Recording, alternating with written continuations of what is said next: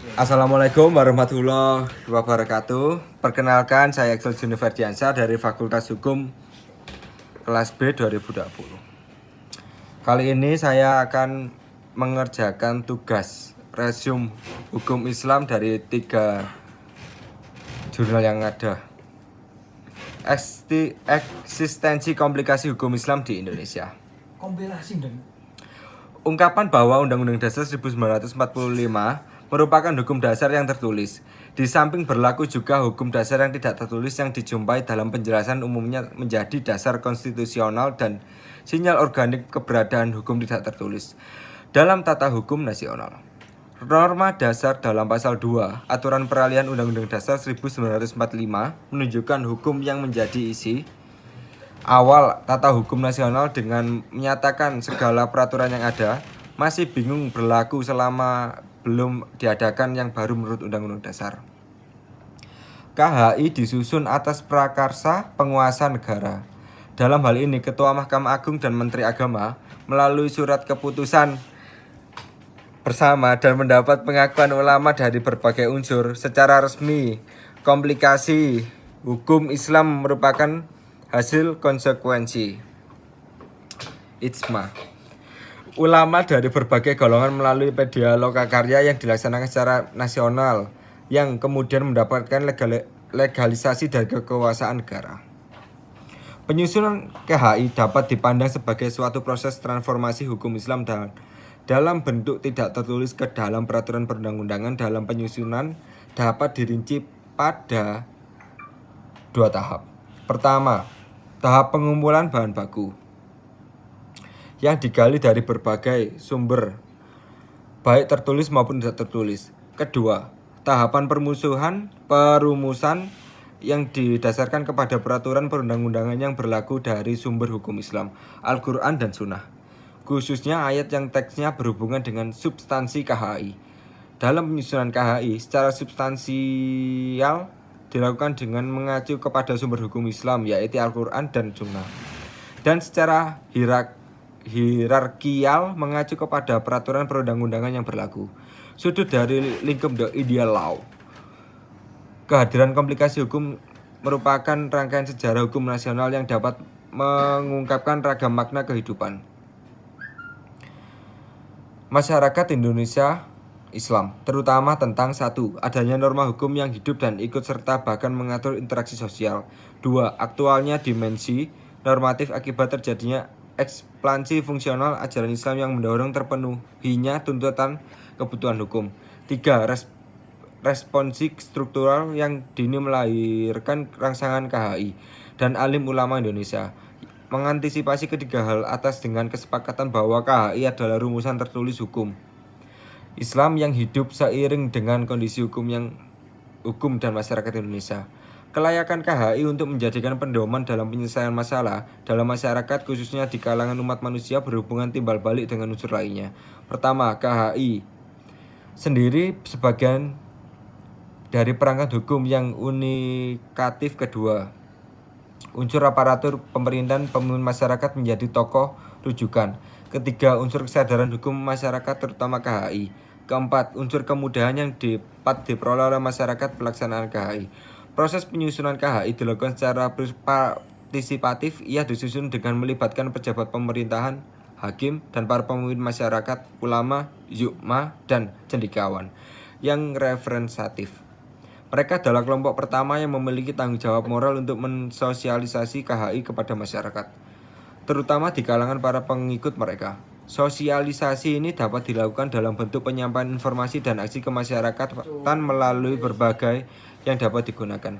Dengan demikian, KHI layak untuk dijadikan rujukan dalam penyelesaian masalah perkawinan, kewarisan, dan perwakafan yang diteladani oleh elit masyarakat itu. Keberadaan KHI dalam sistem hukum nasional relatif berumur muda. Ia dapat dihadapkan kepada berbagai masalah.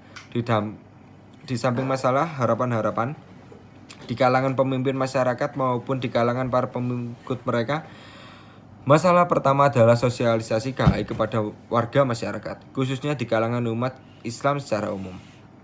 Masalah kedua adalah persepsi di kalangan pemimpin masyarakat terhadap KHI, terutama di kalangan mereka yang tidak terlibat dalam proses penyusunannya. Sementara mereka memiliki keterikatan yang ketat terhadap ajaran fuqaha dan memiliki pengaruh yang kuat di kalangan para pengikut mereka. Masalah ketiga adalah kemungkinan terjadi pembenturan antara KHI dengan struktur dan pola budaya masyarakat, khususnya di bidang kewarisan.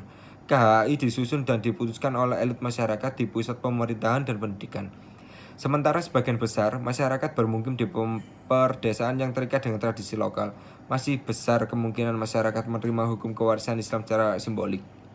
Sedangkan substansinya mengacu kepada kaidah lokal yang berlaku secara turun-temurun. Pengkaji tentang hal ini sangat tepat untuk dilakukan secara cermat dan interpretinalar. Dengan cara demikian dapat dilakukan pelukis jelasan hukum kewarisan. Itu secara deskriptif, bertitik tolak dari hasil pengajian itu kemudian dapat dilakukan sosialisasi tepat pulau.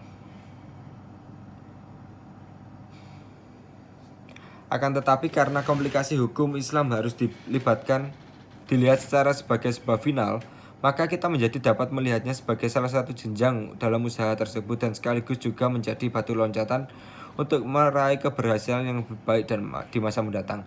Tujuan komplikasi melengkapi pilar peradilan agama, menyamakan persepsi penerapan hukum, mempercepat proses takribi binal ummah, menyingkirkan paham privat avaris. Landasan dalam artian sebagai dasar hukum. Keberadaan komplikasi hukum Islam di Indonesia adalah Instruksi Presiden Nomor 1 Tahun 1991, tanggal 10 Juni 1991. Menurut Ismail Sunni, oleh karena sudah jelas bahwa dalam bidang perkawinan, kewarisan, dan perwakafan, bagi pemeluk-pemeluk Islam yang telah ditetapkan oleh undang-undang yang berlaku dalam hukum Islam, maka hukum Islam itu yang memuat hukum material dapat ditetapkan oleh keputusan presiden atau instruksi presiden. Pendapat tersebut antara lain didasarkan pada disertai dari A. Hamid S. At-Tamimini, dan selanjutnya ia mengatakan bahwa instruksi presiden tersebut dasar hukumnya adalah pasal 4 ayat 1 Undang-Undang Dasar 1945, yaitu kekuasaan presiden untuk memegang kekuasaan pemerintah negara. Apakah dinamakan keputusan presiden atau instruksi presiden? Kedudukan hukumnya adalah sama. Oleh karena itu pembicara mengenainya. Instruksi presiden ini ditunjukkan kepada Menteri Agama untuk menyebarluaskan komplikasi hukum Islam yang disepakati tersebut. Kemudian lebih lanjut menjadi dasar dan landasan dari komplikasi ini keputusan Menteri Agama Republik Indonesia tanggal 22 Juli 1991 nomor 154 tahun 1991 tentang pelaksanaan Instruksi Presiden Republik Indonesia nomor 1 tahun 1991. Konsideran keputusan ini menyatakan bahwa Instruksi Presiden Indonesia nomor 1 tahun 1991 tanggal 10 Juni 1991 memerintahkan kepada Menteri Agama untuk menyebarluaskan komplikasi hukum Islam untuk digunakan oleh instansi pemerintahan dan masyarakat untuk memerlukannya. Bahwa penyebarluasan komplikasi hukum tersebut perlu dilaksanakan dengan sebaik-baiknya dengan penuh tanggung jawab. Bahwa oleh karena itu perlu dikeluarkan keputusan Menteri Agama Republik Indonesia tentang pelaksanaan Instruksi Presiden Republik Indonesia nomor 1 tahun 1991, 10 Juni 1991. Peraturan lebih lanjut termuat dalam Surat Edaran Direktur Pembinaan Badan Peradilan Islam atas nama Direktur Jenderal Pembinaan Kelembagaan Agama Islam tanggal 25 Juli 1991 nomor 3694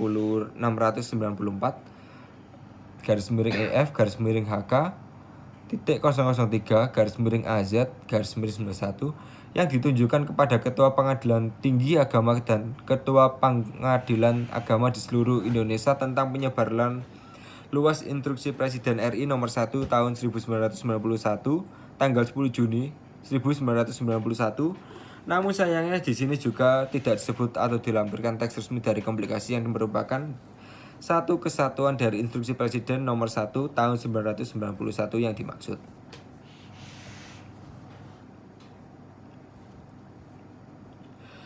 Dari pembahasan penelitian komplikasi hukum Islam yang sudah peneliti lakukan, peneliti dapat menyimpulkan bahwa Komplikasi hukum Islam lahir karena adanya tuntutan hukum material dari peradilan agama yang sesuai dengan syariat Islam, sedangkan proses penyusunannya komplikasi hukum Islam melalui 4 tahap, yakni pengumpulan data, wawancara, studi banding, dan ke negara-negara Islam, seminar, dan lokakarya. Dalam sudut pandang normatif, komplikasi hukum Islam dapat disebut sebagai konsensus ijma ulama Indonesia. Hal ini didasari pada lokakarya yang dihadiri oleh para alim atau ulama dan cendekiawan muslim dari perwakilan daerah di seluruh Indonesia. Dan dalam perkembangan pemikiran hukum Islam di Indonesia, komplikasi hukum Islam dapat dikatakan sebagai puncak pemikiran fikih di Indonesia. Akan tetapi, hal legitimasi kekuatan hukum impresi komplikasi hukum Islam hanya bersifat fakultatif, artinya komplikasi hukum Islam hanya sebuah saran dan himbauan yang bersifat tidak mengikat seperti halnya hukum yang bersifat a priori. Dalam sudut pandang konstelatif, strategi proses pembentukan komplikasi hukum Islam berkarakter semi-responsif. Kenyataannya ini didasarkan pada peran pemerintah yang terlalu dominan dalam proses pembentukannya sehingga para masyarakat termarginalkan, namun masih dilibatkan. Komplikasi hukum Islam ini juga bersifat reduksionis, artinya komplikasi hukum Islam mengalami reduksi pada batas-batas tertentu dalam konteks negara hukum yang disesuaikan dengan kepentingan rezim Orde Baru. Namun konfigurasi politik hukum Islam juga memainkan peranannya untuk saling berebut wilayah kekuasaan dengan konfigurasi politik Orde Baru. Mengingat komplikasi hukum Islam adalah hukum Islam pertama yang mendapat legitimasi dari negara. Terima kasih, saya Eklin Juniferdiansa dengan nomor NIM belakang 075 kelas B 2020. Terima kasih. Wassalamualaikum warahmatullahi wabarakatuh.